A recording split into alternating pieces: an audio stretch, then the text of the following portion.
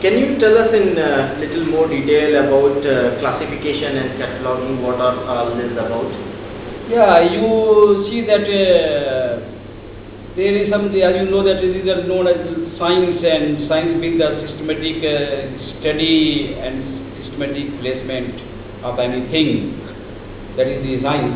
So in library science, under this classification, we have to categorize the books and place at one place of the similar subjects, and separate the books of the similar subjects.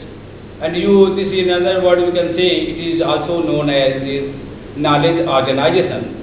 And for this knowledge organization, there are different schemes which are known as library classification schemes, like DB decimal classification scheme, and that is the colon classification scheme devised by Dr. S.R. Ranganathan of India, and then universal decimal classification scheme, library of Congress classification scheme. There are different schemes, and libraries, it is the choice of the libraries which can adopt for the organizing the knowledge referring for library classification.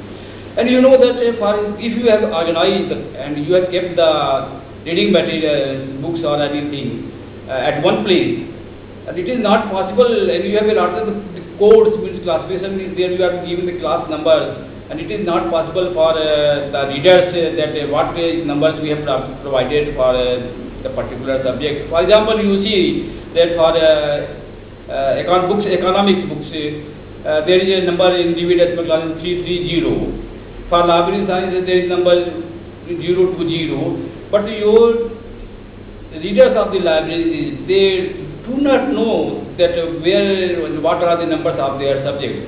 So far, retrieval of their reading materials, and we are preparing a catalog cards, and catalog as there is different schemes for library classification. There is different codes for library cataloging, and under the code there is the classified catalog code of Ranganathan, Anglo-American cataloging rules, ALA rules for author and title entries, and it is also depend on the libraries which code they can adopt. And under this, by this code, the cataloger has to prepare the catalog cards under the authorship, under the title, under the series, or under the subjects.